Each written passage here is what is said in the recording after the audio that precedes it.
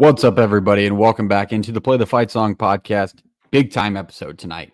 We have the college football playoff on deck. You're not going to hear us before the games happen, so we need to talk to you about them. We're going to break them down team by team, let you know what to bet on, who's going to win the national title, who you're going to see play in the national title game. And we have some beautiful bowl games sprinkled in beforehand. A lot of good matchups. We're going to preview a few of them. There's too many to cover. We got to focus on the playoff tonight, but we are missing a boy. Reese is visiting family during the holidays. We're happy to have him back home in the Midwest. I can smell him from here. But Jake and JP are alongside me tonight for this important episode. Let's talk to them both. Jake is still on the Colts, even though they're going downhill, but they look like they're going to make the playoffs. Jake, how are we feeling? How are we doing tonight? Yeah, remember a couple of weeks ago when we talked about the Bengals loss didn't really make me that upset. I wasn't that upset about it. Yeah, the Falcons loss this weekend really fucking pissed me off. It kind of ruined Christmas for me, to be honest. Mom goes, "Why do you care about sports so much?" Well, Mom, I was born into this. I don't know what you want me to tell you. It ruined my holidays. Choose this life. I didn't choose this life. My bets ruined my holidays I told you to take the underdogs, guys. I told you to do it. I didn't do it myself, but I told you to do it because it kicked my ass on Saturday as well.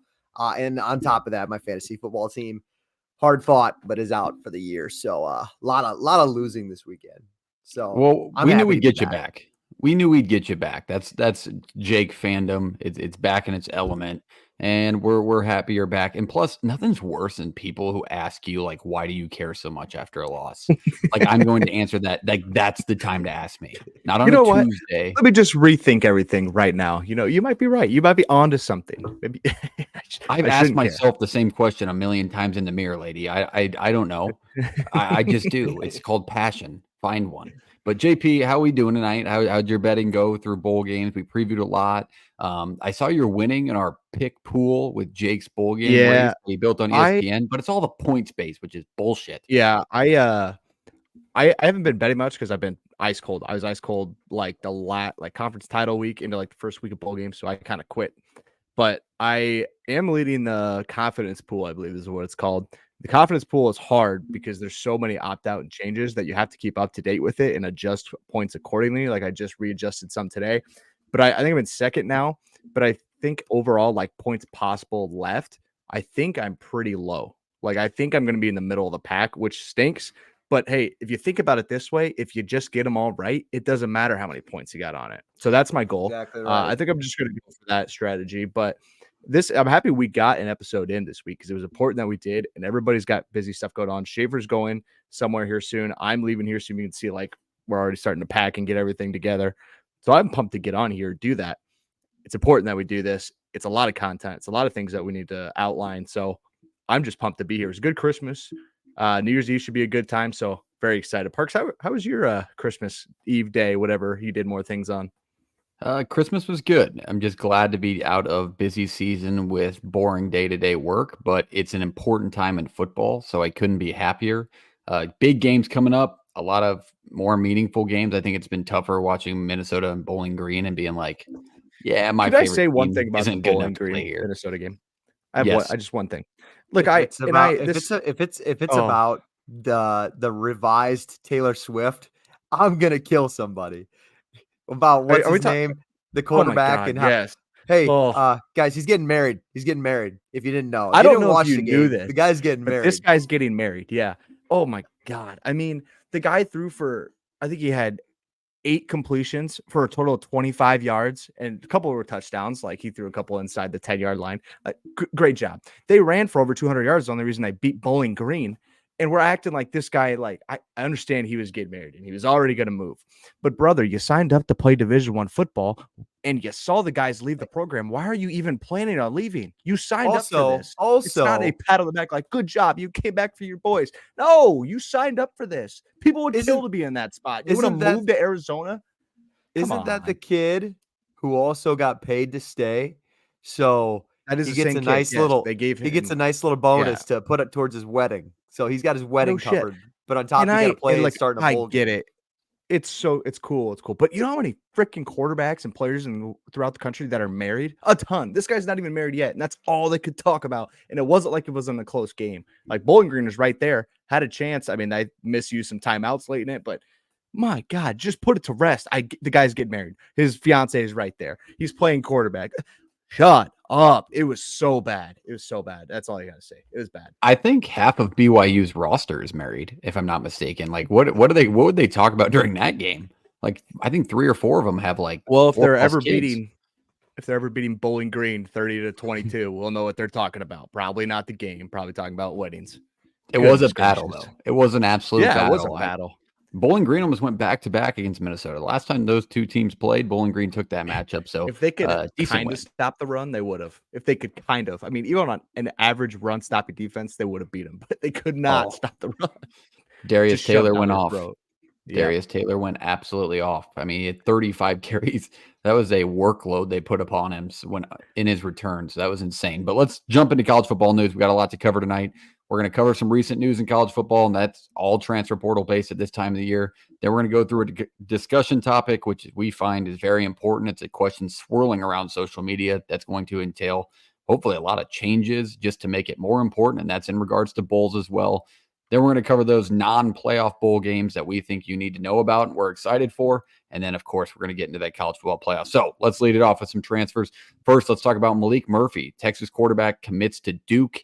He will replace Riley Leonard in a new scheme, new look Duke next year. So it could be a good fit. You never know what you're going to get with kind of the changes that went on coaching-wise for them. Then you have Trey Moore, the UTSA defensive end, commits to Texas. He'll go play in the SEC. That's a big jump from UTSA, but he had a big year, and he should be a good piece for that Texas defense. And then Diego Pavia. Do you say P? Yep. Pavia. Yep.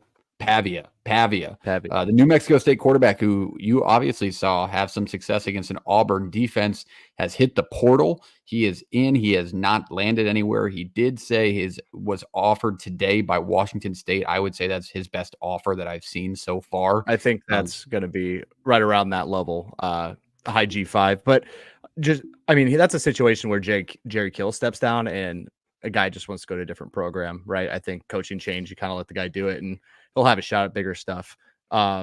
Just before we go any further, the Malik Murphy thing we touched on quickly, like that just sucks. The guy's got to leave, but you got to, at some point, his hand was forced. He has to go somewhere. If he waits till after for the spring window, he misses spring practice. And when you're fighting for Division I quarterback jobs, you can't afford to wait that long. So it sucks for the guy. I know for a fact from everything I've heard from him, from sources within Texas, from the source of the source, the guy wanted to stay. He wanted no business of not playing in a college football playoff game because he's one thumb away or one finger away from playing in that as he was earlier in the year, right? So it sucks that he has to do that, but good for him to find a spot that I think will play into his hand. So I think that's an interesting one to outline. Okay, moving on. We have Giovanni McCoy, the Idaho quarterback, commits to Oregon State. He will go play at a new team in a new conference, step up for him. So it'll be interesting to see how those guys fit, as we've mentioned before with those G5 guys or FCS guys. Ollie Gordon announces his return to Oklahoma State. That is big time for the Cowboys. He was about 80% of their offensive production this year. They just need to find him a quarterback who's not 85 years old and can kind of even out that offense. And then the biggest name there's probably two split, but Trevor Etienne, the Florida running back, commits to Georgia. That's just another piece for Kirby Smart, possibly. Yeah, what a flip. Kirby Smart, he needs more pieces, probably not, but he gets one in a big piece in Etienne here. I don't know if he'll be there. There's a lot of rumors swirling around that as well, but it's obviously a big piece anyways. Walter Nolan, we've been waiting for him to commit. He was number 1 on JP's board, so I'll let him touch on it right away. But the A&M DN, he commits to Ole Miss. They add to their absolutely stacked transfer class. JP, what do you think about where he landed? I think it's the right move, right? You just need somebody, a run stopper, offensive line of scrimmage disruptor in the middle. In an Ole Miss defense that hasn't been traditionally great against the run, they haven't been traditionally great at creating turnovers. So this is a good get. I think this just gets the ball rolling. That this is the big piece right now. I think a couple side pieces with that, and little seasoning on the side with some help in the DBs and other things to really help that football team out. But yeah, this was crystal balled, so we kind of had an idea, but you didn't know. I mean, crystal ball in the transfer portal with a guy this big, I think, was just waiting for him to get done with his visits and actually pick a school. Big day for Ole Miss as a name and a massive day for the checkbooks of those donors, especially in the NIL department. They have to pay out some people a lot of money. Jake, that was Walter Nolan was another guy that was high on your list. I believe he was number 1 or 2 on your top 5 in the transfer portal list. What did you take away from where he landed? Yeah, I almost thought there was a little bit of competition. I know Oregon kind of went into it with the last couple of days, but it really seems like Ole Miss was kind of where he was heading all along. JP kind of talked about like adding a little bit of seasoning towards the rest of this portal class. I feel like Walter Nolan was kind of the main course, and the guys they had gotten prior were more of the appetizers, if you will. I think that like with Tyler Barron, with Chris Paul Food Jr., analogies. That's what we do. Princely, Umalalolo, no, Umanly Moan. You I'm just just hey, saying. you got it. Even the big college football heads just say Princely. They don't even want to try to announce it. With all of those guys coming in, I think that things will kind of slow down. I don't even know who you really even get at this point. It seems like everybody that is in the portal on the big defensive side of things has already been landed somewhere, but it wouldn't surprise me if Lane Kiffin. We also have to remember there's another window that Lane Kiffin can take advantage of. Guys go through theoretically, these kids from Washington, Texas, Yep. Alabama, Michigan can leave, and they Absolutely. probably will. There probably will be names we saw last year with Georgia and some other schools. So maybe there's And I will say, couple things to add to that. I'll give a little bit of credit where it's due. While they're kind of just grabbing a bunch of names out of a pot, I do think Colorado is adding a little bit of substance in their transfer portal class. Now, I don't think their recruiting class is very good right now.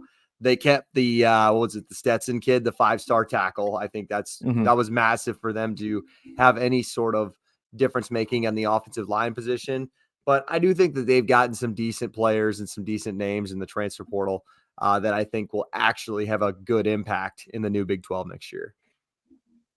Good points. I will say I'm curious to see what are your guys' thoughts on this. Obviously, you get coaches that put emphasis on either the transfer portal or high school recruiting. Deion signed 6 high school players. What are we thinking on that? Is that far too few? Or, I mean, it's a transfer portal in and out program like an NFL team. Well, I think your wonder becomes you have 85 scholarships, right? How much turnover is going on off of it? Like how many scholarships opened up? And I'd say it's probably a decent amount. No, like I think there's kids leaving there in good amount of numbers, but maybe he, like, I don't know. It's his first true full off season. So you're kind of wondering how he'll attack it. And if he's not, maybe he's being selective. Like maybe he didn't, certain kids he didn't want there. Maybe he really wanted to go into the portal and build that way. Maybe it feels like he's building the opposite. He's building everything on top, and he'll get to the foundation later. And I don't know if that's the right move, the wrong move, because we haven't even seen it play out yet. But I personally think that it's different. I think he just approaches everything different. That's why we're looking at it so weird, right? And doesn't mean it's right or wrong. Most people are building foundations and they're coming up. It starts in high school recruiting. Whether you are outperforming your recruiting status each year, or you're a team like Iowa or a team like Kansas State or a team like Texas Tech or somebody like that, where you don't sit high numbers, you sit around, 20 to 35 or 40 usually every year in the high school recruiting rankings. And then you build these guys. Maybe that's something he's looking to do, but I think he wants the names that fit. Like think about Kamani McLean last year. He was one of the top 5 kids out of high school. He barely even saw snaps last year because he wasn't ready. And Deion was very vocal about that. So maybe he doesn't think these kids are ready and he's trying to go a different route on it. Yeah, Understood. Go ahead, Jake. I was just going to say, I think maybe, who knows? It's year 2, but maybe the transfer portal is kind of his thing. But I mean, the guy can recruit a freshman class. Like he stole the number 1 player in the country to go to Jackson State, for God's sake. So he knows how to like bring in guys. I think JP made a good point. Maybe that's just kind of his thing, is he's very selective. Like he has 2 5-stars that he's bringing in. That's 2 more than 80% of college football teams can say across America right now.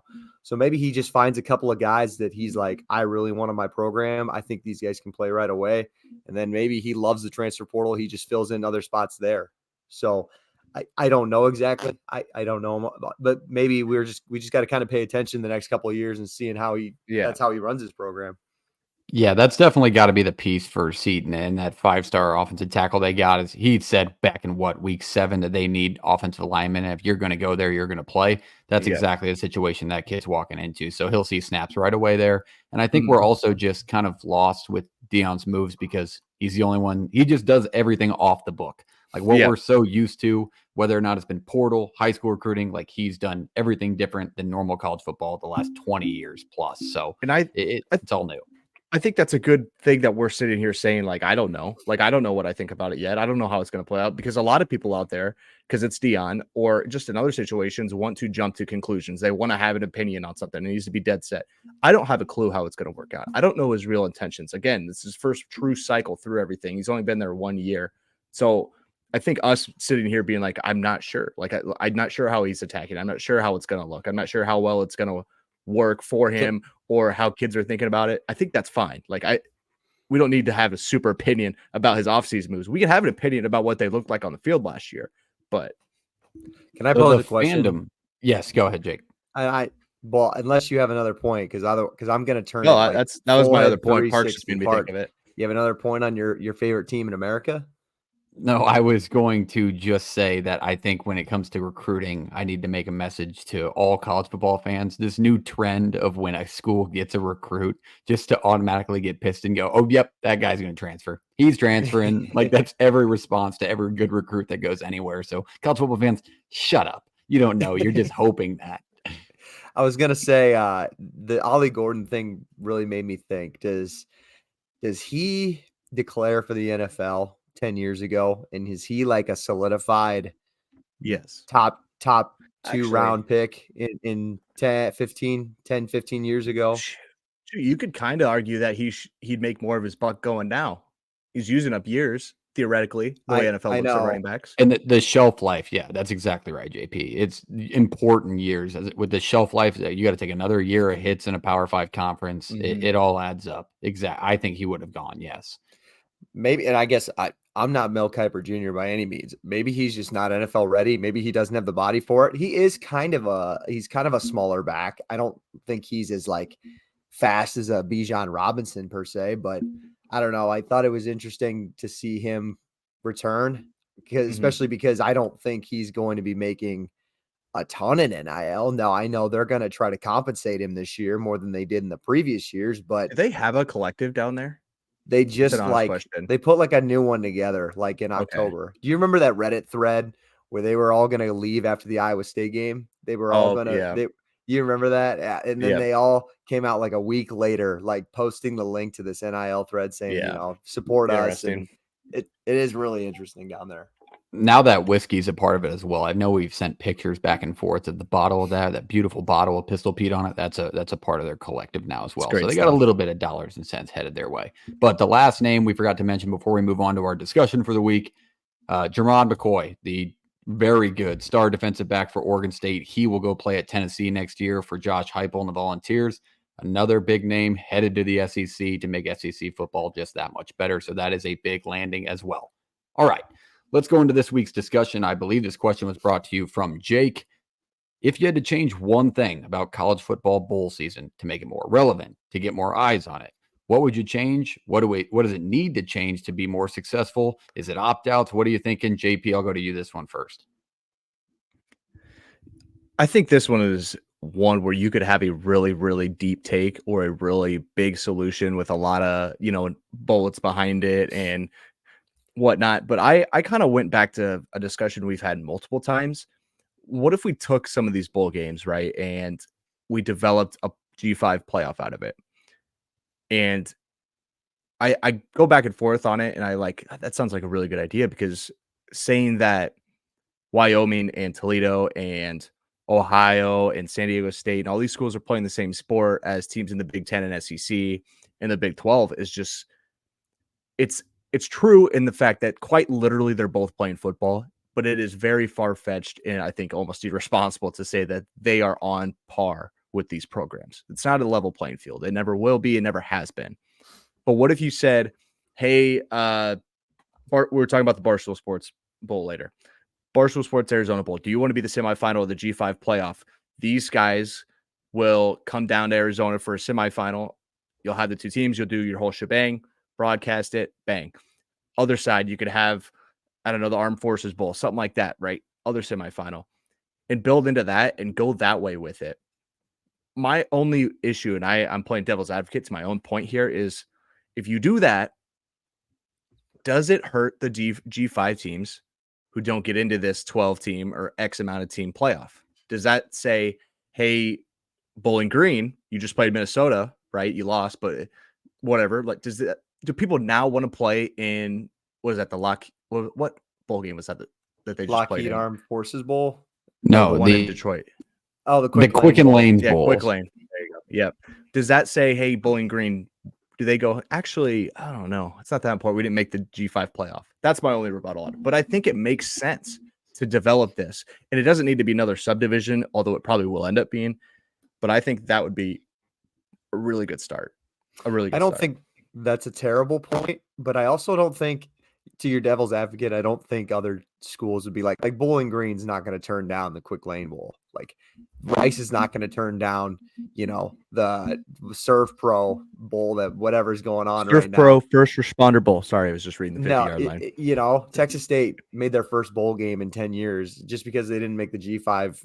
I think those teams care more.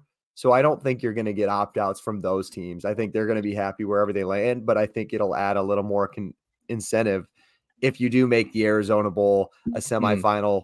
You make maybe the championship of the G5 being, I don't even know what. I don't know either. But you'd find something. The Hawaii Somebody Bowl. would want to do it. Let me piggyback on that one, Jake. I think you're 100% correct. They do matter to those G5 teams. It's their selling point for recruiting. Like Wyoming, who I'm going to talk about later, they've made bowl games the last 6 years. That's a huge selling point to get underrated or maybe highly rated players that are still considering them there, and it gets them more money. And you have to remember, these smaller schools don't have these big collectives where everybody's getting big paychecks all the time, big stipends. So when they go to these bowl games and get $1,200 worth of Nike gear, PlayStation 5s, all this free shit, it matters. It's cool, and it does matter. So that would be my devil's advocate, would be on the same side as you, Jake. But I don't hate the idea at all. A G5 championship would be awesome, and it would open so many doors. I don't think the bowl games would say, no, I don't want to be a part of that either. I think they would want to be a part of that. You know what I'm saying? People, because they're trying to get the eye of the common man. It's a championship. All right, I'll watch it now. Like I'm more. Yeah, that's what it is. This isn't my my change, but I heard this on a conversation on a podcast, and it really got me thinking. What if the SEC had its own 4-team playoff, and the rest of the Power 5 conferences, or whoever's kind of left, maybe there's ACC, Big 12, Big 10, there's a 6 or 8 team playoff on their own, and just like way back in the day when the NFL played the AFL in the Super Bowl. You have your SEC champion play the winner of that 8-team playoff for your national championship. Because, I don't know, the conversation was had, the basically SEC country thinks that they should make their own playoff anyways. It's kind of the best of what they do. All of the television revenue can go to them. All the money can go to them for that 4-team playoff. But then at the end, they're going to put their best against whoever the rest of the country's best that we can throw at them. And then maybe I kind of like it. I thought about it. Why are we acting like, but like, I know they've won a ton of these titles in the last 10, 11 years. I get that. I really do. But it also they're the last seed. One of the best teams of all time in LSU to do it. An Alabama team in 2020 that was arguably just as good. And then Georgia, your team that you said was one of the best teams of all time last year, should have lost to Ohio State. Like, we're not that far off. It's fine, I think, as it is. In 12 you're going to get 4 teams in it anyway. So this is why the expansion thing is interesting, because if you get 4 SEC teams in it, how many of them are playing in the semifinal? No, I'm not arguing that you're wrong. No, I just think that's a little dramatic to say that 3 conferences combined don't equal 1. That's a little crazy. The 4-team playoff, like if there's 4 of them, you're bound to likely play one of those games throughout the year, right? So we're already getting the answer that the 4-team playoff. I thought you were going to say like 4 teams, like Penn State, Michigan, Ohio State, whoever in the Big Ten, right?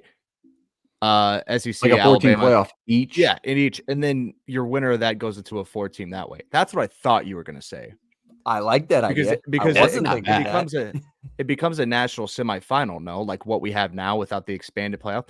The only problem is with that, like Take you're away a regular season game, you play have 11 to, right? games.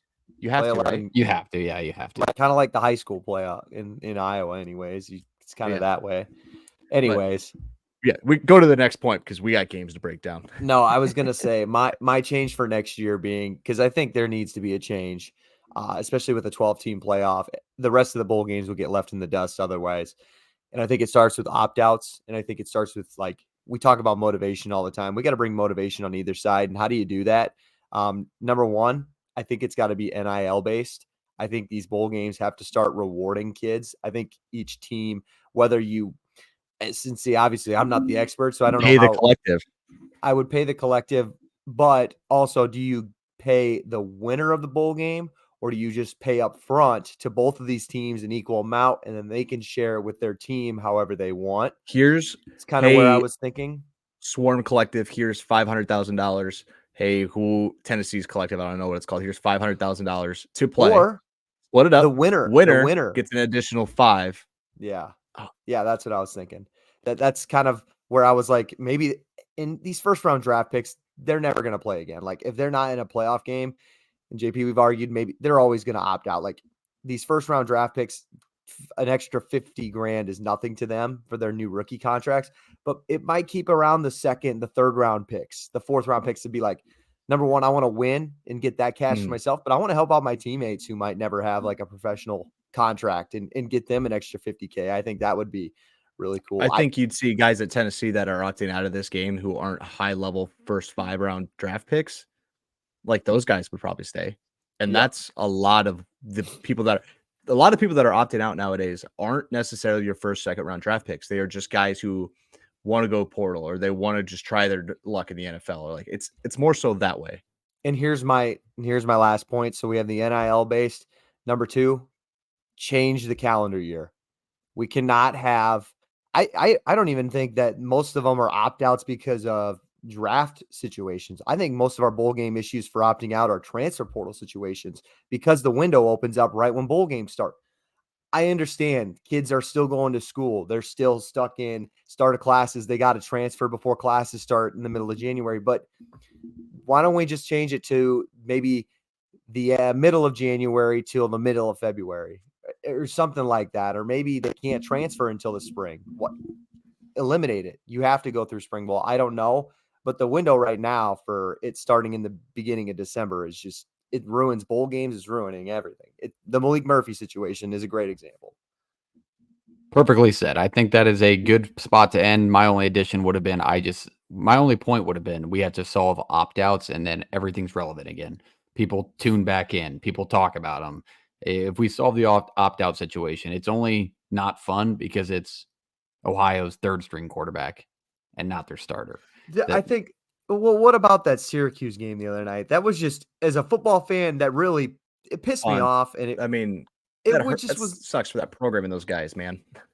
Like, coaches are going, their coaches want to leave. The guys aren't even there. They don't have a quarterback to throw out there. Hey, your USF wanted to beat there, and they beat their ass, that was the fun part. But the Syracuse side, it was just depressing. Like, that's why that's why the casuals make fun of us. And I don't blame them for that.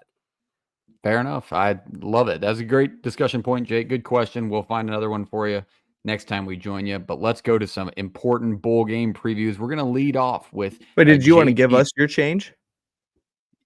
Mine? I just said solve the opt-outs, and I like the NIL idea. I think sure. It's like I think the only way to do the NIL thing there is to have the salary-based collective.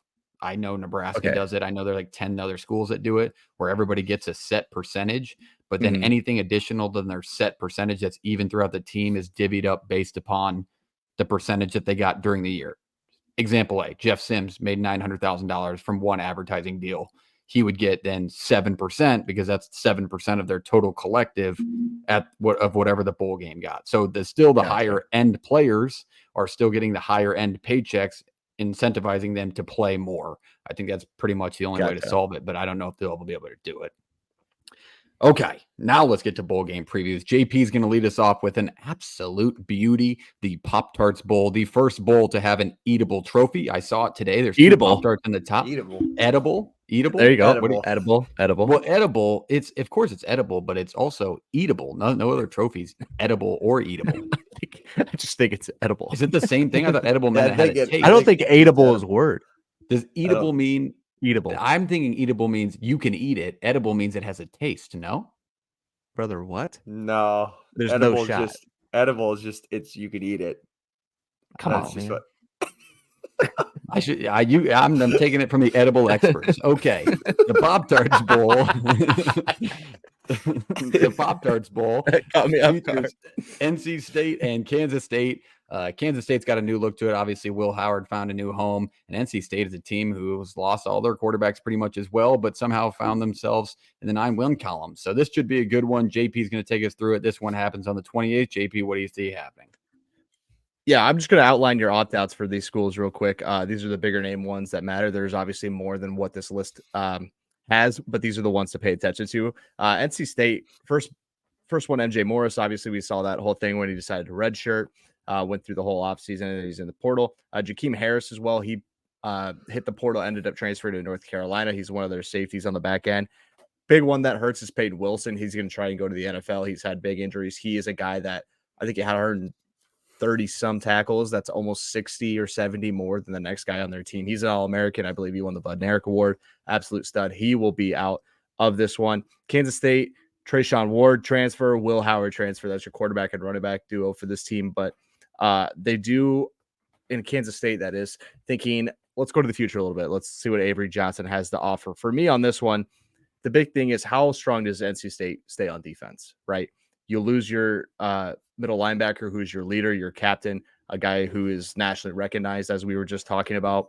And now you lose a safety on the back end, and the secondary has been a really good defense. How do you adjust for this offense in Kansas State? That's still going to have playmakers, still people with the ability to hit the big play, and especially with Avery Johnson and a guy who's super mobile with his ability to run. It's going to be interesting to see if they can stay as stingy as they have the entire year. I do think on the offensive side of the ball, right, you still have Brennan Armstrong. Can he get a little bit better? This isn't a bad Kansas State defense, but it's not groundbreaking. It's not going to suffocate the life out of you. It's good, but you just need a good Armstrong. You need a defense to continue to be solid against a pretty good offense at Kansas State. Kansas State wise, like, how do you attack with Avery Johnson? How good can he go against the defense when it's not just running the football, when he's not coming in certain packages to run the option and RPOs? Can he really run an offense? Can he throw the football downfield? Can he make the right reads? Now, I think this is a good team for him to get that first big experience with. I know he's played in games throughout the year, but when you stick him against a defense that's been this good all year, I think it's a really good thing for North Carolina State and Kansas State to find out what they have for next year. Let's see what we're going into next year with. A win here is a massive deal for these programs, because 10 wins for NC State, they've never done it. You win 10 games this year. That is program building. You can sell that to anybody, whether you won it in a bowl game or not. In a year where most people thought 6-6, 7-5 is what they were going to roll with. Kansas State, you wanted another Big 12 title, but you're turning the page right here. Like, we're turning the Will Howard page. We're turning the Trayshawn Ward page. We're going to a guy who's supposed to be the future of this program. Let's let him work. Let's let him eat. And if I'm part of the fan base of either of these schools, I'm ready to go and very happy to be a part of this one. Jake, what do you take on this game? Well, Kansas State specifically, they have a few more guys that have hit the portal. They were kind of poached worse than the average team in college football this December, and it starts with Kobe Savage at the safety spot. That's going to be a big miss for them, but I think they still have some pieces offensively that they'll be fine. They still have their running back outside of Ward. They have Ben Sinnott, Phillip Brooks, a couple of other guys. I think they'll be okay. It's kind of a fun quarterback matchup. I don't know if I want to say good yet, at least for the Brennan Armstrong side of things. Because good has not been in his vocabulary this year. Avery Johnson's been good in the games he's played, but we've only seen him a couple of times. So I think that this will be fun. I think JP said it pretty well. I think these are two coaches that are really respected in college football. I think these are two coaches that maximize their program with anybody that they get. They're more of teams that bring in 2 and 3-star kids. And so I think these second stringers and these guys, these opt-outs that they've been having, I think they'll have a next man up ready to go. And I think this is going to be a fun one. I just blindly going into it, give me the much better quarterback. And I think that they still have some more offensive weapons that'll be better against an NC State defense. So if I had to pick somebody, give me Kansas State here. I like that. And here's why. I think you got to look at Avery Johnson and how excited that fan base is to have a quarterback that's that highly touted. Probably the most highly touted quarterback Kansas State maybe has ever gotten in the modern era of college football. And you kind of saw why from when he did get snaps this year. He's pretty good, man. He can run, he can throw. They've already made the hype videos for it. I mean, this is the next era of Kansas State football that you're going to see, and they're pretty excited for it. And then I got to look at just general competition that they face throughout the year. If you're going to look at across the board, I think Kansas State probably played better teams more often. So give me Kansas State, a war-ready team. I think they win this one outright. JP, who you got after that great preview into this game? This one's really tough for me. I've gone back and forth a million times. I think 2.5, though, doesn't scare me as much. Like if this was 4.5, 5, I'm probably taking the dog on either side. I'll go Kansas State here, but I'm not. That's a low confidence pick from me. It's a low confidence level pick for me. Clean sweep through the Pop-Tarts Bowl, the edible mascot and trophy. Thank you, boys, for the English lesson. Now let's move to the next one that made our most excited on paper for bowl games. I believe it was Reese's, and that is the historical Alamo Bowl this year, sponsored by Valero, Oklahoma, Arizona. Oklahoma, kind of a team that's lost a few pieces, had some off-field issues. And that's, I think, that the soft way to put it. But Jake is taking us through this one. Jake, what do you got on this game? Yeah, I think any Alamo Bowl is really exciting. I don't know what it is, but either they're just really Love good the at Alamo Bowl. Love it. It is like the atmosphere is a lot of fun. Usually it really maximizes its crowds.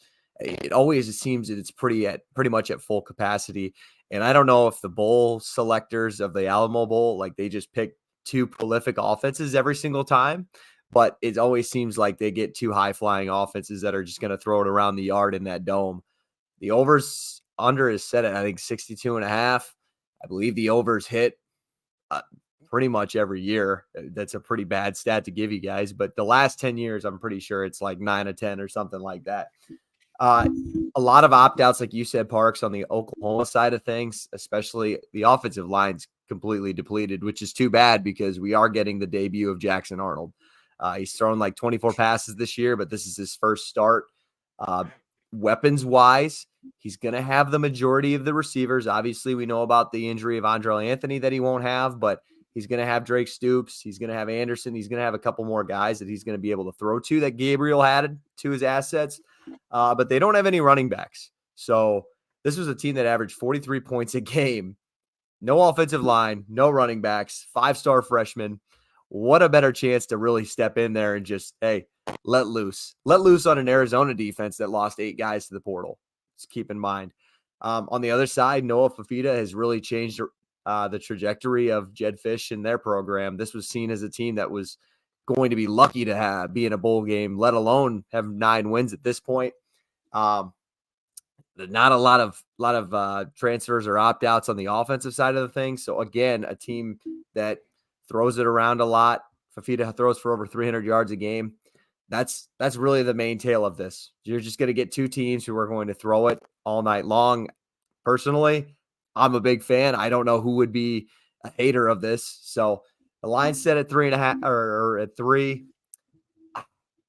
I'm going to take Oklahoma. I've been pretty stuck on Arizona, but I'm going to take Oklahoma just because of what I've seen from underdogs this week. And I think Oklahoma still has better athletes in their 2 and 3 deeps compared That's to the Arizona. Big 12 homer pick of the week, brought to you by Jake. JP, who you got in this one? I'll take Arizona. This is a team that is just fired up to have the year that they just did. I think Oklahoma knows good things are on the horizon.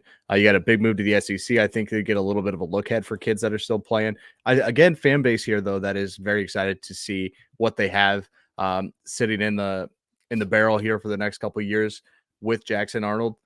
Venables is a good coach. The defense has just gotten better and better. But I think this is just a weird spot right here. Like you're just getting the wrong team in this situation. So I'll take Arizona. Bear down. Put me on that list as well. Give me Arizona, and I think you got to look at it maybe from a fan perspective, Jake. I know you said that they always show up for this game, and it's somewhat loud for a bowl game. I think this is going to be heavy Oklahoma because Arizona's kind of a powerhouse in basketball, and it's the middle of basketball season. But this team is ready to go. I mean, this is a team that nobody looked twice at until week 7, and here they are rolling into a bowl game against a good team, ready to prove that they belong. So give me Noah Fifita. I trust that man with my life. Bear down, put me on that list. We got a 2-1 split, but I don't know where Reese would side, but that's going to be a good one. Closing thoughts, Jake, on this game? I've heard Or Arizona or San Antonio is an incredible bowl destination, by the way, and a fun town. So that'd be a fun one to go to if I ever get the chance to. Yeah, remember when it was the old MasterCard days, the MasterCard Alamo Bowl? That was the GOAT. That was the GOAT time. Some of these sponsors are kind of what stick in your mind. Over under 3.5 cutaway shots before or after commercial of the actual Alamo. 3.5. Ooh, over. It's got to be, right? Got to be. Pre-game, after the first drive or two, halftime, and then like close to the end of the game, like mid or early fourth quarter, I think.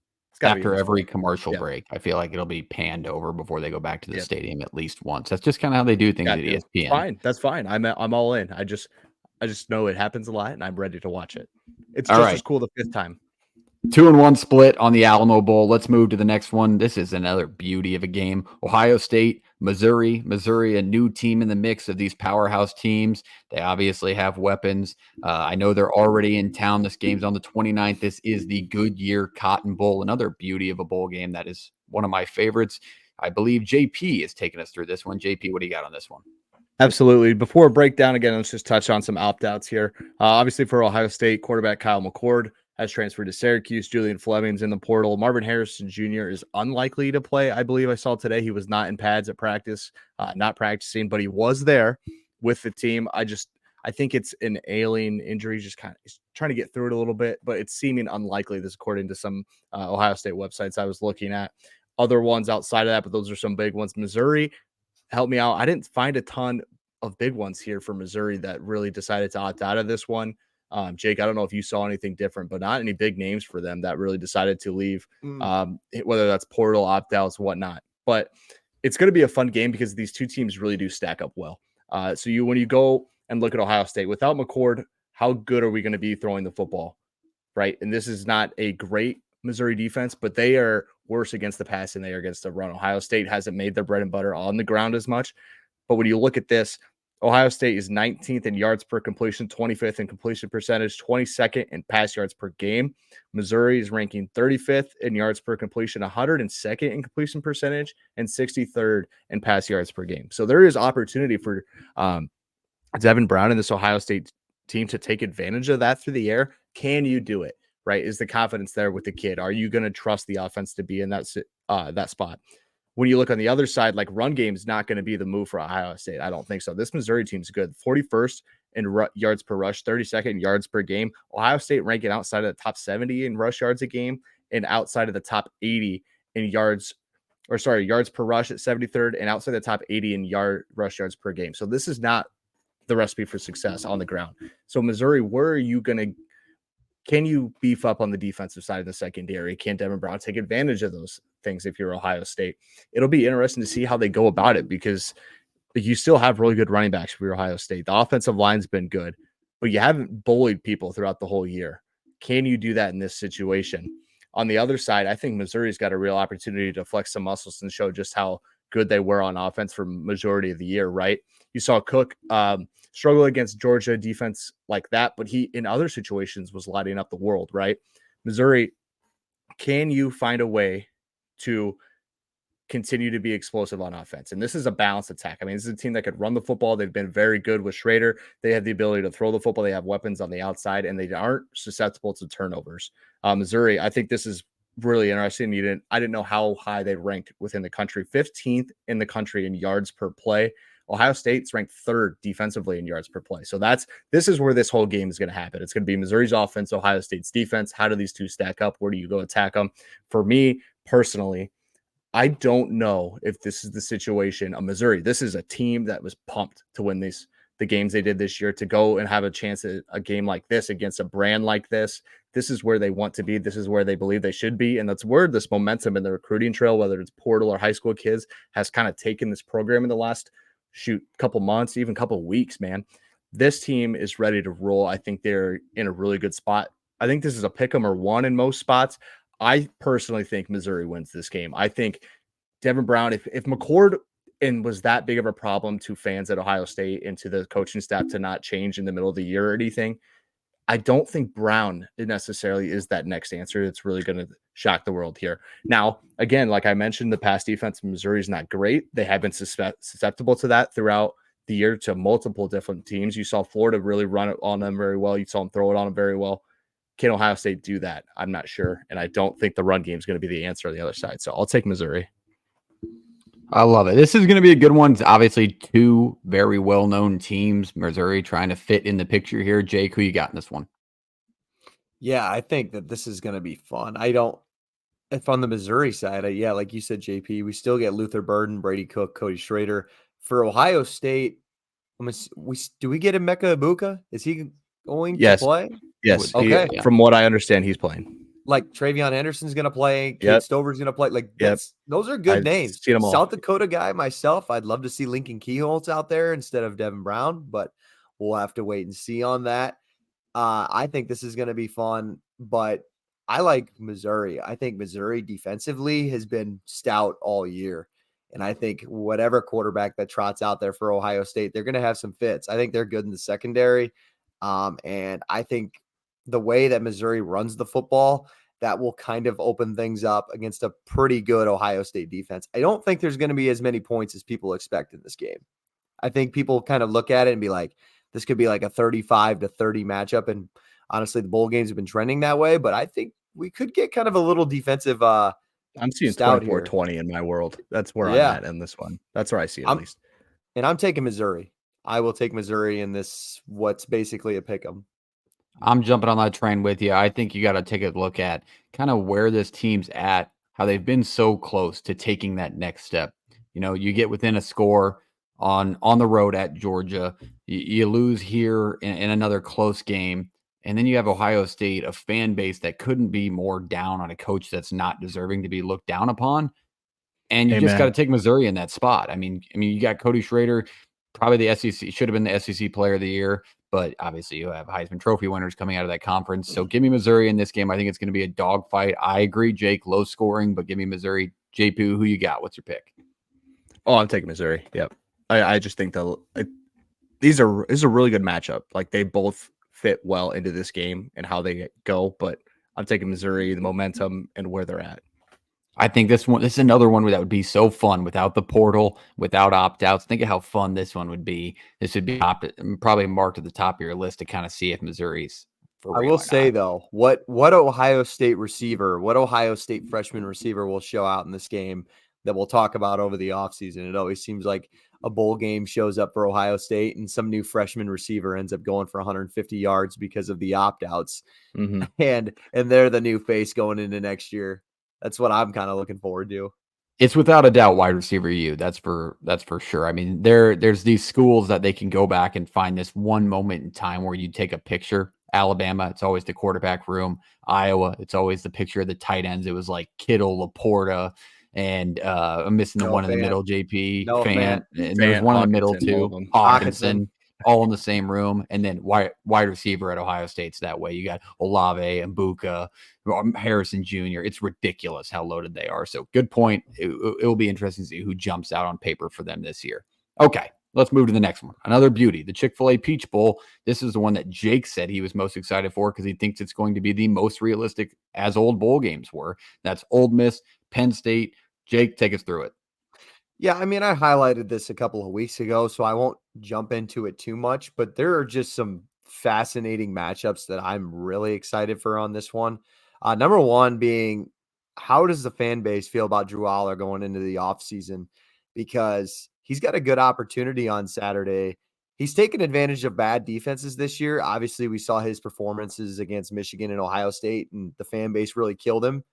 I mean, if he doesn't come out and throw for at least 250 yards or 300 yards, I think the fan base could really get on him because I think This is not a very good Ole Miss defense. We've talked about before, JP. This is a defense that looks good against bad offenses, but gets exposed against good offenses. What is Penn State? Are they going to start with running the football first, and are they just like bowl game? Screw it, Drew Aller, let it loose. Let's see what you can do here. Let's see what we can carry into 2024. I think that's a fascinating matchup.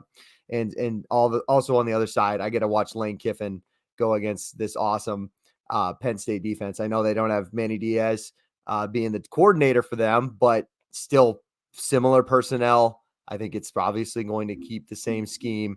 I think that's just going to be awesome to see how Jackson, how they can match up against Penn State. So those are kind of the two matchups that I'm really looking at. If I had to pick one here, I would probably 3.5 is where I look at this. I'm like, I think I'm going dog again. I really do. But there's also a part of me that sees Penn State's defense doing its thing again with their pass rush, and Ole Miss's defense being the Ole Miss defense we're accustomed to. So, but right now I'm going to take Ole Miss. I'll keep mine quick. I think you're hit the nail on the head when it comes down to with the changes at the coordinator positions for Penn State. What kind of Penn State team are we going to get? You're not going to see a lot of changes defensively for them, scheme wise, that is, and kind of what they dial up and what they do because they found success this year. But on the offense side of things, are they going to open it up? Or are they going to let Aller chuck it around the yard and see what happens? Because obviously you found holes in Ole Miss's defense this year, which they're replacing right now as we speak. So I think Penn State gets the best of them. I like the line. I think Penn State ground and pounds it, controls the clock, keeps Ole Miss's offense off the field. And if they get on the field, I feel good about Penn State's defense, but it'll be interesting to see what their offense looks like. JP, round us out who you got. This is the better Big Ten matchup right here. I think Penn State got the better draw for what they are. I think Ohio State got the tough end of this one, getting Missouri. I think Penn State lines up with Ole Miss a lot better than Ohio State does with Missouri in some spots. I'll go with Penn State, a little Big Ten homerism in that spot. Yep, I'll take that too. I'll take that hit as well. Penn State 2, the other side, Jake's a lonesome. We'll see if Reese joins him. All right. Let's move to the last one. I'm going to be very quick with this. I had to throw in a little G5 sprinkle on the CW show us. Yes, the CW and Barstool will put it out there for free. Jake March on the call. It's a fun one to watch because it's very gambling oriented, even though it's not supposed to be. Big Cat, Dave Portnoy, they're going to be on the mic and they're going to drop the lines. They try not to, but they put 25 grand on it and it just makes it a fun game to watch. Ohio wins it in overtime last year. Electric bowl game. I expect more of the same this year. You got a really good Toledo team rolling in. Obviously, we got to start with the opt-outs, and the biggest one on paper, DeQuan Finn, who's already committed to Baylor. Outside of that, we're getting a pretty realistic game. However, DeQuan Finn, you make up 62% of Toledo's offensive production. We're going to see quite a different Toledo team. It's a Toledo team that couldn't find anything to do with him on the field against Miami of Ohio in the MAC championship. Craig Bowles coaching his final game at Wyoming. A coach who won 3 FCS national titles and went 104-32 in his time at NDSU, coaching his last game ever. A Nebraska play as well. He was on Tom Osborne's staff, just a college football living legend and a gritty program like Wyoming playing in a bowl game. Let me drop this stat for you for all you past homers at 1-4 in their last 5 bowl games. Toledo is. Wyoming 3-1, and that loss came last year in the Barstool Sports Arizona Bowl. They've been here before. This is a Craig Bull play to the max. My favorite pick I've given you all year. Take Wyoming outright in this game to cover, to take them all because they're going to win this game handily. Toledo's got nothing on them. It's a gritty program, and they're going to come out with a gritty win in Arizona. I love this matchup. JP, who you got? I'd take Wyoming. Simple. I don't think the MAC is that great. I don't think Toledo was that great. I think you found that out of the conference title game. You lose your quarterback that literally has made you walk, as you pointed out with those stats, Parks. I think you take Wyoming here. That's a team that they're always battling. They're always in games, even if they get down. And 3.5 is not big. It's not going to be a 35-45 game, but this team could win 21-13, and I'll take Wyoming. If you look at the G5 teams, you got to also kind of take a look at the Power 5 teams that they played throughout the year. You got Toledo. Okay, they went and played a very unexpectedly bad Illinois team and just lost. Honestly, probably should have won the game. And then you have a Wyoming team who played a few good Power 5 teams, including the college football playoff Texas Longhorns, who we're about to talk about. So that's another thing you got to look into. Jake, round us out. Who you got in this one? Yeah, without question. I think it's Wyoming for everything that you both laid out. I hope Andrew Peasley plays another magnificent game So like the do I. last time I watched him play against Texas Tech, of one of the Kid's more gritty, underrated man. games. Kid's One of the gritty. more underrated games of the year. I could see another one going out for his coach. So 3.5 seems short for a Toledo team that couldn't move the ball in Miami of Ohio with the Quan Fin. So All right, there it is. That's a clean sweep for Wyoming. Knowing Reese, he's a good man. He'll pick Wyoming and join us on that ride. All right, we are here. This is the moment you've all been waiting for. If you're just joining us on this YouTube clip, welcome in. We are about to talk about the college football playoff, the mecca of college football, the 4 best teams, not the 4 most deserving. Let's make that very clear. Otherwise, we'd be talking about Florida State in this. We're going to start with the Rose Bowl, Michigan, Alabama. That's the earlier game. These are on New Year's Day this year, which do you guys like that? Quick, yes or no? no, I don't know. I think I'm No. indifferent. I think I'm think I indifferent. like it. I think I'm the opposite of most people in the fact that New Year's Eve, you're like either starting to get hammered and you don't really end up paying attention. And this one's going to be like you're sitting on the couch, the kind of that Rose Bowl time frame where it's like the Mhm. perfect, you're relaxing, you enjoying your day off. I actually don't mind it. So that's fun. But let's start with Michigan, Alabama. We're going to just round table it, give you our insight. We'll lead it off with Jake. What do you see in this game? yeah, this is gonna be, as what I like to say, is an absolute slobber knocker, because I think these are 2 physical teams defensively. You have the world beating defense in Alabama. I really do. I think that highly of that side of the ball for them, with Caleb Downs, with Dallas Turner. There are just guys all over the field that could really create some havoc for Michigan. Michigan's finally trying to get over the hump of getting that college football playoff win that Harbaugh has yet to check off his list. Well, they don't get TCU this year. They get Alabama, and they get a great defense. Luckily, on the other side of the ball, I don't think they're going to be absolutely blown away by what Jalen Milroe and the Alabama offense brings to the table. But Alabama ranks 4th in yards per completion offensively. I think for every time we've talked about Alabama this year, it's like the big plays. That's what Alabama brings to you offensively. They don't have much of a run game, other than Milroe probably making plays with his legs, whether it be designed runs or just scrambles in general. Honestly, this game comes down to, you have 2 physical teams like this, 2 great defenses. Who's going to capitalize in the red zone? Statistically, it favors Alabama. They're 7th in the 7th ranked red zone offense in the country. Michigan, not too terrible, but they're at 37th. So Alabama's really efficient once they cross the 20. I think that's really going to make or break this game. Who can convert touchdowns instead of field goals when they really matter? When I look at similar or common opponents, Michigan faced Penn State this year on the road. And Penn State presented a lot of matchup issues for them defensively, or offensively, I should say. They got a lot of pressure on J.J. McCarthy, which resulted from them getting away from the passing game. He threw everybody knows he was 7 of 8 for like 60 yards. They ran it 20 straight times. They're without their All-American guard. What is it, Zinter? I think their guard's name. Alabama is a much better defensive line than I think Penn State is, and that's a really good linebacking core and front 7 for them. So the question is how good is J.J. McCarthy going to be? Is he going to be 7 of 8 like against Penn State, or is he going to convert some 4th down throws like he did against Ohio State, which I think he's going to have to do that. So that's just the big question. Red zone and the pressure that Alabama is going to get on J.J. McCarthy, and how does he respond? That is going to answer this game, in my opinion. JP. Yeah, you took those words out of my mouth. Like you said, JJ McCarthy needs to step up, and it kind of became that kind of game for him. I think you look back last year, I think it was maybe a little too much confidence going into that one, threw a couple passes that never should have been thrown, just some decision mistakes. But then you go into this year, right? And it's not been, like, why aren't they? Like, why are there not big plays through the air? Why are they not hitting these big plays? Why can't they has become the question. Why are they unable to? Why are you unable to stretch the field vertically, right? And is it weapons based? Maybe. I think it's a combination of things. My thing in this situation is Dallas Turner on the edge is a problem. But now you have to keep him off your quarterback. You now have to stretch the field vertically. And we don't have to hit 4 or 5 25-yard plus passes, but we need to be able to get 10 here, 15 there, and just keep them honest, right? But when you have Kool-Aid McKinstry in this Alabama secondary that's been locked down the entire year, it becomes a problem. Where did Texas find success against this Alabama team? Ewers was able to hit multiple, Xavier Worthy and multiple guys deep consecutively. Can JJ do that?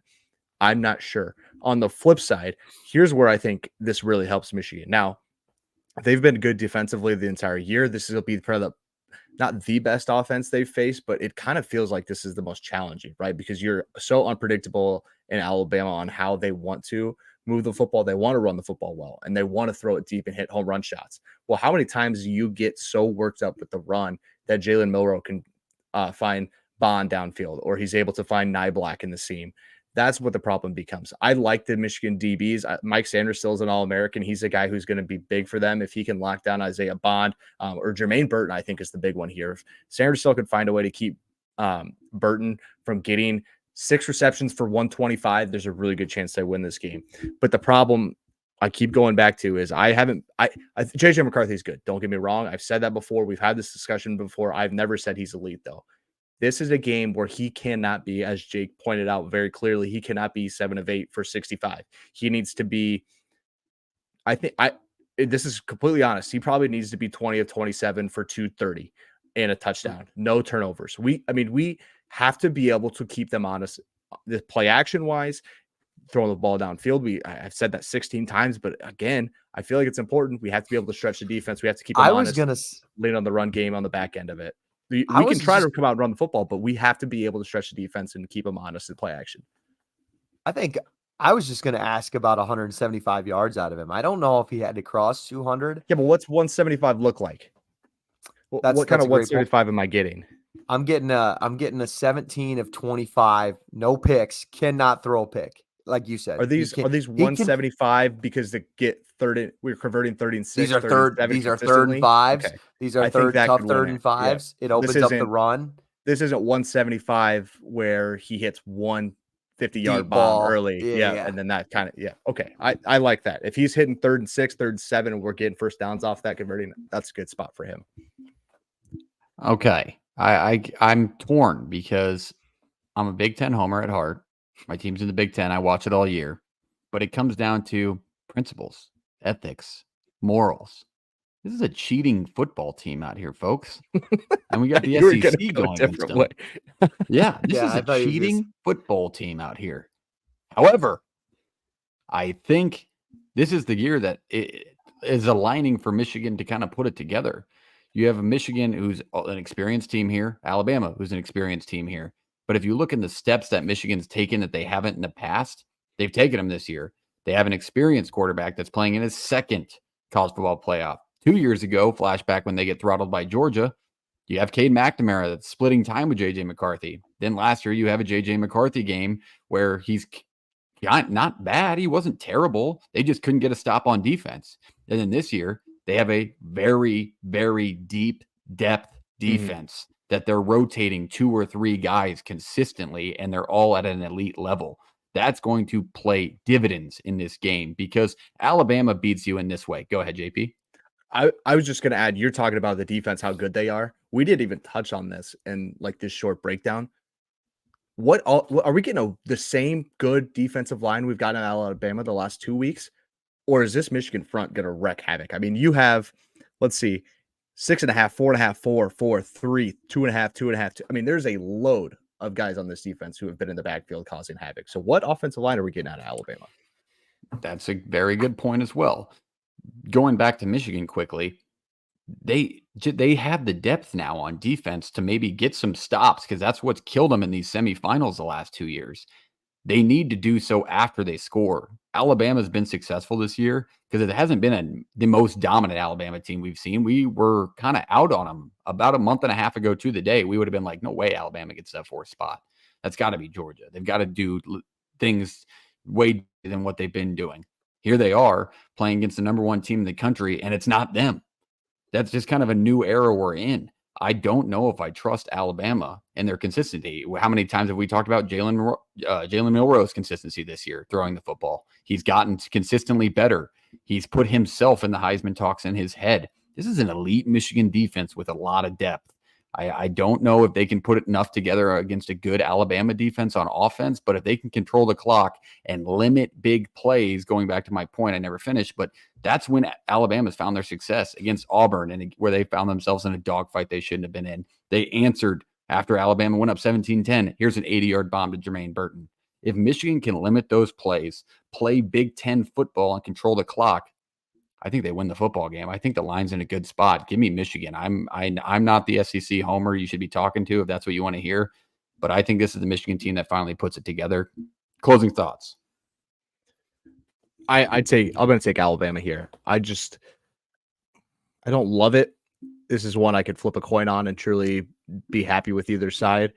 But I just, when I haven't seen JJ take a game over this year and now he has to do it now, I think that's a little worrisome for me. And I'm not saying Jalen Monroe is going to take over this game and be crazy, but he hasn't turned the ball over, and that's all they need out of him.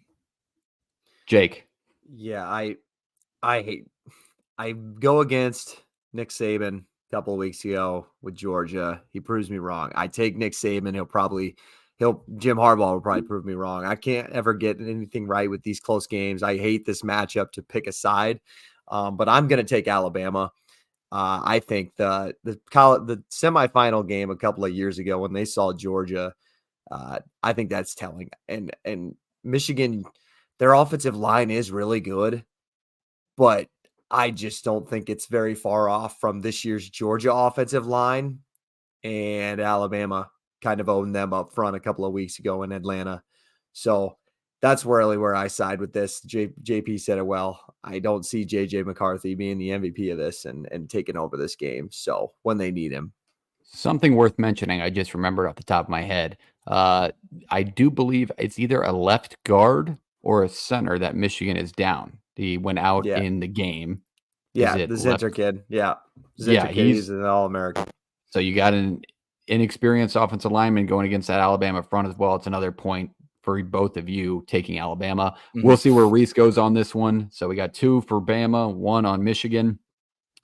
I think this is the year, guys, but let's go to the other one. Who do we think they will be playing in the college football national title? This is the Sugar Bowl this year. Down in Louisiana, we have Texas and Washington. Texas, a team that beat Alabama earlier this year, and Washington, who feels like they probably should have gotten beat 2 or 3 times and just cannot seem to find a way to lose. So who do you got in this one? Let's lead it off with Jake this time. Yeah, I think that this is a really interesting matchup as well, because, I mean, how many times have we counted out Washington this year? It's really some more than others. I'm not going to say I am part of that group, but you guys were. JP's been lucky enough to hold on to that for all season long. But a strength versus weakness type of matchup here, as I see, like Texas's run defense versus Washington's run game. Washington's run game isn't very good. I don't think they're even going to attempt to try to keep them honest in this one, if I'm going to be completely honest with you. Texas is really good defense. If you had to take one spot away from them, it would be their secondary. So that's what we're looking at. We're looking at Michael Penix, and we're looking at this really good receiving core of Odunze, McMillan, you name it. How can they get atop of this Texas defense, and can they take advantage of it? Can they hold off T'Vondre Sweat and the pressure of that defensive line for Texas? And can Michael Penix play a really sound football game? I think if you picked one college football quarterback right now to ask him to play an almost perfect game, yeah, it's probably Michael Penix. I think you give him a month's work of scouting and film. I think he can go out there and find holes in this Texas defense. I think that's something we really underestimate. You look at last year, like TCU playing Michigan. These teams have gotten a month to prepare and to get healthy.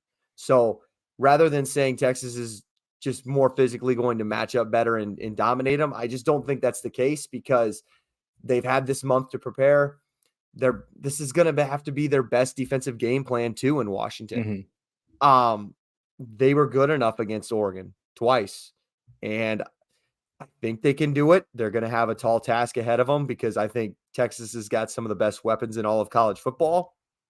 But it's just, the best coaches in America don't just go an entire month and not be ready for this football game. Now next week when they got to turn around and play the national championship game, that you see last year with Georgia and TCU, a week is a lot harder to prepare after a tough physical semifinal game than it was 3 weeks ago when you played your last conference title game. So it's leaning Texas, but I'm not counting out Washington for the 100th time this year. I don't see how you can. Speaking of a guy who probably will not count out Washington, JP, what do you got on this one? Yeah, I think you brought up some interesting points, and then I had some gripes. I'd say you look at Dylan Johnson, though, what he's done against Oregon in that second game. He had over 100 against Utah. He had over 150 on Oregon. What if Texas comes out so worried about that pass game, right, that Dylan Johnson becomes the answer? Like, what if it's not? We are throwing the football to run in this situation. We are doing that. This is not run to set up the pass, the deep threat. That's there. The deep threat will not go anywhere. Again, you outlined one of the best receiving cores, if not the best in the country, with Odunze and all these guys at Washington. But what if it's pass to run and Johnson can have some success and grab 80-90? What if he's 80-90 right now? I think this Washington team looks good. On the flip side of that, where does Texas not been as great? It's in the secondary. Like, we need to find ways to slow that down. You made really good points talking about the ability of Penix to pick apart defenses without making mistakes and forcing a lot of things. That is key number one when you're playing this Texas team, because I think as soon as you start to turn it over, they get very, very good and they can score quick. They have one of my favorite receiving cores in the country, Texas, that being, and the defense is solid and they can get to the quarterback. You look at the Burt kid on the edge, you look at Sweat in the middle. I think both of them have over 5 sacks on the year. Texas wise, I look at Ewers in this situation, and I don't want him to feel like he needs to carry the whole weight of the state of Texas, because I kind of think he inadvertently is feeling that. Because could you imagine having the pressure of this kid from, I think he's from South Lake Carroll, in the middle of Texas, and you go to the University of Texas and you bring him to the first college football playoff. Now you are sitting in a spot where you are favored. You're the higher, or you're not the higher seed, but you're favored in this game. You already beat one of the teams on the other end of the semifinals. They might as well. I think be that's the a higher large seed. burden. Everybody treats them like they are the but higher seed. But they aren't. This is not a gimme for them. This is I know. not. There's no way in hell that Texas walks into this one thinking they're going to win. If they walk in a little too cocky, a little too high, I think they get beat by double digits, and you cannot convince me otherwise. Like, you'll have 2 guys for Washington over 100 receiving yards if they walk into this the wrong way. Texas wise, man, hey, let's go to work on the ground. Let's live there, and then let's open up on the backside of it, because when you have Worthy, Mitchell, Sanders, Whittington, and this whole crew, we don't have to pass the run. We can run the football and play a little smash mouth. We've done it well all year. We can do it with multiple weapons, and then we will have we'll have the speed guy. We got the big threat, and then when you have your check down guy and Whittington, who's been good. I think this is going to be a high flying. I don't see Washington getting slowed down, but I see Texas finding the right spots to hit on this Washington team, right? Whoever turns the ball over more, whatever quarterback throws 1 or 2 picks loses this one. But I think Texas wins, but I'm taking Washington plus the points. This is a 1, 2, 3-point game at most. I love it. Here's why. I think you got to look at, I feel like, and maybe this is just a feeling, but in my head, all the cards are on Washington's table. Like, they need to find a ground game. They need to, this is where they've struggled this year, and we can be flat out point blank period with this. They need to get stops. They've failed to get stops in these big games. I mean, outside of terrible offenses that they face, they give up points. And JP, you made a great point going against Jake and saying that they've found the ground game when they needed to against a good Oregon run defense. Both times they've played, they found a ground game somehow, found success early in the game, throughout the game, at the end of the game, on the ground. So I think that they're going to lean heavily on that, knowing that Texas is prepping for the pass. But then Texas on the other side, they do have the weapons. We said it in the preseason. They have the talent this year to do it. They're here. They finally made it. They're my surprise team for a reason, that the fact that they actually finished the season and made it to where we thought they could be. But if you're going to find me laying in my bed at night, going against the AP Coach of the Year and the team that I have personally picked to go 8-4, constantly doubted, and they just keep winning football games, then you are so fucking wrong. You don't even know it. I am done picking against Washington. Give me them plus the 4.5. I think they win the game outright, and we have our chalk 1-2 matchup in the college football national title. I think they answer the bell. I think they hold all the cards and they're going to deal them. I really like him in this game, and I don't know if Texas is going to make me eat my words for the 900th time as a Nebraska fan, but I just don't feel this is the year. Closing thoughts from the boys. This is, I'd have to look through all the games in the last 10 years, but this is easily top 2 or 3 college football playoff games that I am most excited for. Like this one right here. I mean, I have had circled since the moment it was announced. This one is top 3 for me. It hasn't even snapped yet, but this is up there. I was going to say that the matchup you get from the physicality of it'll be a low scoring game between Alabama and Michigan versus what we could really see on the offensive side of the ball in this Texas Washington game is going to be two contrasts of styles. But both are going to be really awesome in their own way. And I think, JP, you're right. This could be an all-time semifinal game. I didn't give my pick out. I don't love it. I think that there's a lot of pressure on Texas. I really do. Mm-hmm. But I think they're going to find a way to get it done just because I think they are bigger. They're faster. I think this is the team that can get it done to win a national championship if there were one right now. I don't think this team I think this team matches up really well with Michigan or Alabama, whoever they would see next week. I agree. I think if Washington wins, you want to see Michigan bad. Yeah. Well, I think so. In that, yes. And I was going to say, I think Washington can turn into a TCU situation. I think that I think they can put all of their chips in and win this game, but I think it would be a tough turnaround to ask them to play another physical team a week later, no matter who they get. I think Michigan would be a better matchup, but no matter who they get. So That's Texas the first time. That's the first time I've heard the comparison between this Washington team and TCU. But if you look back on their schedule, it is eerily similar how they ended up winning those games by 1 score. They didn't have the trailing part that TCU did, but across the schedule, they did just edge those ones out that you didn't kind of expect them to. You expect them to slip up. So that's scary to think because that will get the 12-team playoff crowd rolling again. Oh, man. So that would spark it up if that happened again. Stephen A. Smith will be like, this is all college football's fault. Why would you let an undefeated Washington in? This is ridiculous. The Big Ten is terrible. What are we doing? That's exactly what he would Keep do. him out of my college football.